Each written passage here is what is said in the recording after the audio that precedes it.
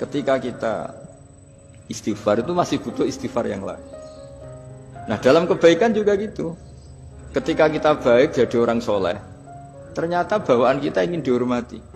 Dulu sebelum kita soleh itu ya kalau di majelis di belakang nggak tersinggung, nggak diperlakukan khusus, nggak tersinggung. Tapi setelah kita soleh, setelah kita kiai, setelah kita dosen, setelah kita rektor, kalau nggak duduk di depan tuh kayak nggak diregani. Itu ya termasuk mental-mental yang kurang baik kalau dalam ilmu tasawuf. Justru setelah kita terpelajar, malah permintaannya aneh-aneh. Padahal agama ini hanya mengajarkan wa ma umiru illa liya'budu wa mukhlishina lahuddin. Agama ini hanya mengajarkan kalau ingin jadi orang soleh yang ikhlas. Kalau ingin jadi dosen, ya dosen yang ikhlas. Kalau ingin jadi guru, ya guru yang ikhlas. Karena biaya ndak ikhlas itu mahal sekali. Dan kalau sudah mahal sekali ini negara bisa jebol, sistem sosial bisa jebol.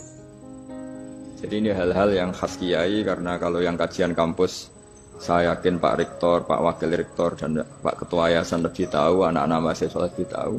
Saya kalau ngaji di kampus memang kan cerita khas pesantren, karena justru ini saling melengkapi. Saya tidak berbahasa basi bicara ilmu khas mereka karena mereka lebih tahu. Kalau dalam bahasa Rasulullah SAW, antum a'lamu bi umuri dunyakum. Kamu lebih tahu tentang urusan yang kamu geluti. Tapi kalau urusan akhirat, urusan agama mungkin karena kita yang menekuni itu mungkin kita lebih tahu. Nah, di antara ilmu yang saya utarakan hari ini, sore ini, bahwa orang soleh sendiri itu sebetulnya nanti masih ditanya sama Allah tadi. Kenapa kamu nyembah saya? Karena ingin masuk surga. Kenapa kamu nyembah saya? Takut neraka.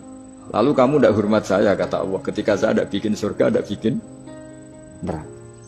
Akhirnya mereka sadar bahwa ibadah itu harus murni karena Allah Subhanahu wa ta'ala, bukan karena takut masuk neraka, juga bukan karena ingin masuk surga. Ya sama seperti kita mencintai anak kita, yaitu sebagai karena anak kita. Jangan karena anak kita ringkeng satu, anak kita kumplot, lalu terus kita membiarkan anak kita saat ada anak kelas. Toh tetap anak kita. Saya mencintai suami saya karena dosen penghasilannya banyak, lalu suatu saat kalau ada masalah di PHK atau ada masalah terus tidak suami kan. Makanya di sini agama itu sangat menyarankan kesejatian. Jadi dia suami kita, dia anak kita, apapun kondisinya. Nah kira-kira gitulah, ikhlas itu kira-kira seperti itu. Jadi jangan sampai alasan-alasan yang bersifat materialistik itu yang menjadikan kita mencintai istri karena cantik, mencintai suami karena hasilnya besar. Suatu saat kalau itu berubah, kita akan masalah. Di sini agama menyarankan ikhlas. Makanya semua kitab di khazanah kita dimulai bab niat. Bab niat itu begini. Sehingga ada seorang yang tanya, kenapa ahli surga masuk surga selamanya? Padahal amalnya paling banter 80 tahun. Tetapi kenapa ahli neraka akhirnya masuk neraka sampai selamanya? Padahal kalaupun dia bejat hanya 80 tahun. Itu dijawab oleh ulama-ulama.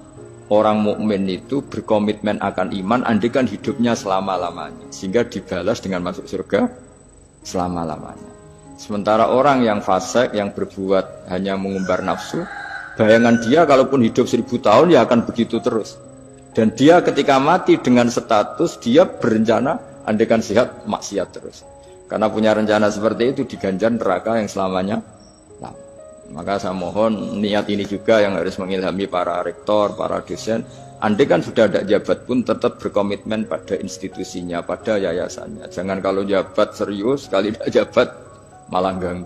Itu nggak boleh. Harus. Saya sendiri juga gitu. Saya populer apa enggak, saya keren apa enggak, saya akan berkomitmen tetap mengkhidmati agama ini. Nah, dengan seperti itu berarti sudah biniyatin solihatin, punya niat yang